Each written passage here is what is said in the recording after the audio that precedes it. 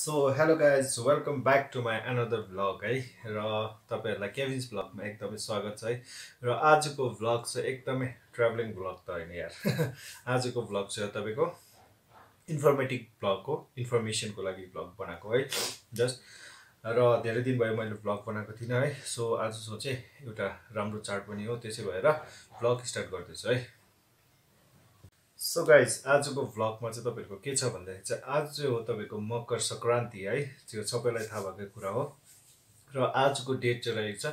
15 जनवरी 2022 है र आजको भ्लग चाहिँ स्पेसली तपाईँहरूलाई इन्फर्मेसन दिनुको लागि मात्रै आएको है र आजको इन्फर्मेसन चाहिँ हुनेछ तपाईँहरूको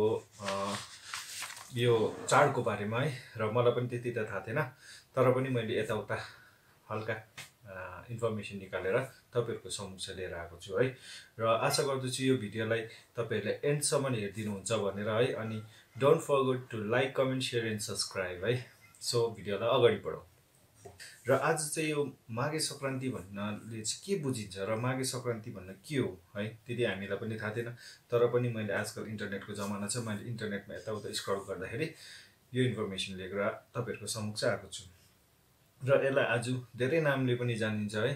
जस्तै माघे सङ्क्रान्ति मकर सङ्क्रान्ति मकर नुहाउने दिन तर यो के हो हैन र माघे सङ्क्रान्ति भन्नाले मेरो इन्फर्मेसनको हिसाबमा माघे सङ्क्रान्ति भन्नाले चाहिँ तपाईँको आज चाहिँ तपाईँको नेपालीहरूको नयाँ चाड नयाँ न्यू इयर स्टार्ट हुनु गइरहेको छ है र माघे सङ्क्रान्ति भन्नाले आज चाहिँ तपाईँको सूर्य देवता मतलब सन है घामको आज पूजा गरिन्छ है र जो मकर राशिको हुनुहुन्छ उहाँहरूले आज मकर नुहाउने दिन पनि हो है र आज यो मकर राशि किन मानिन्छ है जब सूर्य देवता है धनु राशिदेखिको तपाईँको मकर राशिमा प्रवेश गर्नुहुन्छ त्यसलाई चाहिँ तपाईँको मकर राशि भनेर जानिन्छ अथवा मकर सङ्क्रान्ति भनेर मानिँदै रहेछ र नेक्स्ट पोइन्ट के छ भन्दाखेरि चाहिँ आजदेखिको चाहिँ जति पनि सुतुवाहरूलाई छ नि सुतुवाहरूलाई चाहिँ एकदमै साह्रो पर्ने भयो किनभने आजदेखिको रात छोटो अनि दिन लामो हुँदै जाने रहेछ है र तपाईँको नेक्स्ट पोइन्ट चाहिँ के छ भन्दाखेरि चाहिँ आज चाहिँ तपाईँको सूर्य देवता र तपाईँको सन मलाई नेपालीमा त्यति हुँदैन सन र स्याटर्न चाहिँ सन जो हुनुहुन्छ उहाँ चाहिँ फादर अनि स्याटर्न चाहिँ तपाईँको छोरा है र उहाँ दुईजनामा चाहिँ एकदमै केही मिल्दैन मतलब उनीहरू दुईजना चाहिँ जहिले पनि एकअर्कासँग नमिल्ने हुनुहुँदो रहेछ है सो आजको दिनमा चाहिँ सूर्य भगवानले चाहिँ सबै रिसहरू त्यागेर चाहिँ स्याटर्नलाई भेट्नुको लागि जानुहुँदो रहेछ सो द्याट कि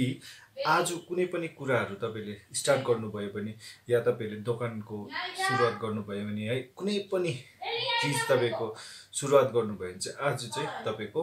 यो चाहिँ एकदमै सक्सेस भएर जान्छ भनेर चाहिँ मान्यता दिन्छ र नेक्स्ट पोइन्ट है तपाईँको आज चाहिँ यो नेवारी भाषामा मतलब प्रधानको जुन चाहिँ नेवार भनिन्छ है नेवारी भाषामा त यसलाई सानहु भनेर चाहिँ जानिँदो रहेछ SANHU सानहु भनेर जानिँदो रहेछ है र आजको दिनमा चाहिँ विशेषता के छ भन्दाखेरि चाहिँ आज चाहिँ एकदम तरुलहरू है तरुलहरू खाइन्छ है तरुलको टिका जस्तो मैले लगाइरहेको छु है सबैजना लाउनु भयो होला है र आमा बाबाको आशीर्वाद पनि लिन्छ र विशेष गरी आज चाहिँ सूर्य देवताको पूजा चाहिँ गरिन्छ है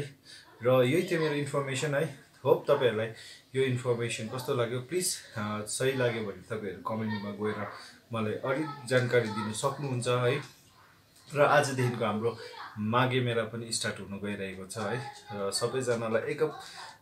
मनबाट ह्याप्पी माघे सङ्क्रान्ति है र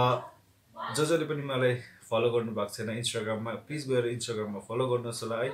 डिस्क्रिप्सन यहाँ तल लिङ्कमा छ है सो म तपाईँलाई यसको मैले जुनबाट सर्च गरेँ त्यो भिडियो पनि म लिङ्क डिस्क्रिप्सनमा हालिदिन्छु इफ मेरो भिडियो मन परेन भने तपाईँहरूले त्यहाँबाट गएर हेर्न सक्नुहुनेछ है so see you on another vlog है सेफ राइड सेफ ड्राइभ है र सबैजनालाई एकदम फेरि ह्याप्पी माघे सङ्क्रान्ति